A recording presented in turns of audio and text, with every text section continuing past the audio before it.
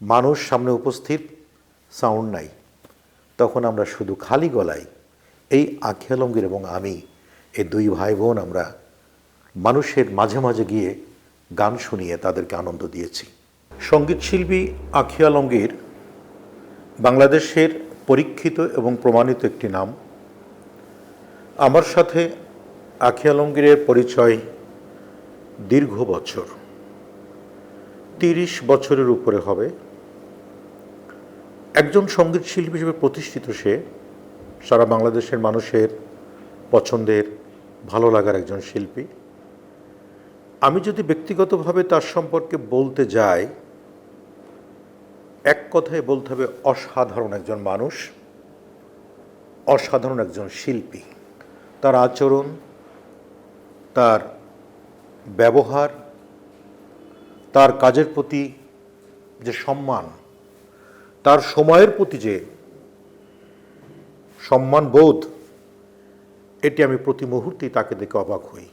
আমরা একবার ঈদের প্রোগ্রামে যাচ্ছিলাম ওমান সালালাতে। মাস্কাট এয়ারপোর্টে যখন পৌঁছালাম, তখন মাস্কাট থেকে সালালার যে বিমানটি ছিল, আমাদের পৌঁছাতে দেরি হলো বিধায় ওই বিমানটি ছেড়ে গেল। আমরা দেখলাম পরের দিন অনুষ্ঠান, আমাদের চারিদিকে শুধু অন্ধকার দেখছি। এই মানুষটি কত সাহসী, কত বিশ্বাসী। সে বললেন, মনির ভাই দেখেন, আল্লাহ পাক কোনো না কোনোভাবেই আমাদের উদ্ধার করবেন।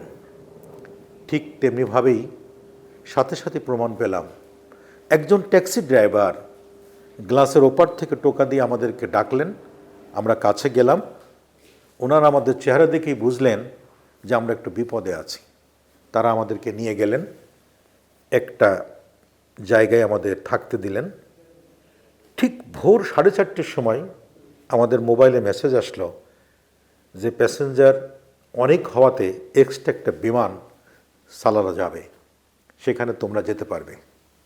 আমরা সকালে চলে গেলাম সেই বিমানে করে, সন্ধ্যায় শো করলাম। আরেকটু অবাক কাণ্ড, ঠিক ওই শোতেই আমরা যখন পৌঁছালাম, যেমনি হোক বিদ্যুতের গোলযোগের কারণে তখন সাউন্ড আর অন হচ্ছে না।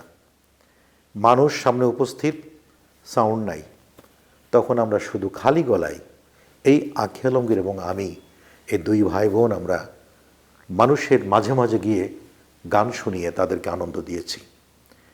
এটি অন্য কেউ হলেও হয়তো করত, কিন্তু উনি যে স্বতঃস্ফূর্তভাবে ওই অনুষ্ঠানকে আমাকে সাহস দেওয়া এবং উপস্থিত দর্শকদেরকে বুঝতে না দেওয়া এবং তাৎক্ষণিকভাবে ডিসিশন নিয়ে যে একটা দুর্দান্ত সাহসিকতার পরিচয় দিলেন, এটি হয়তোবা আঁখি আলমগীরের কাছে আমি অনেক শিখেছি এবং সে বলেই সম্ভব হয়েছে।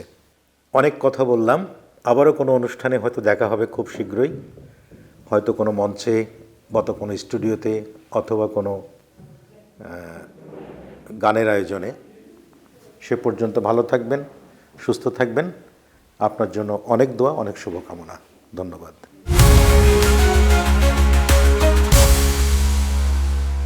কি বলবেন?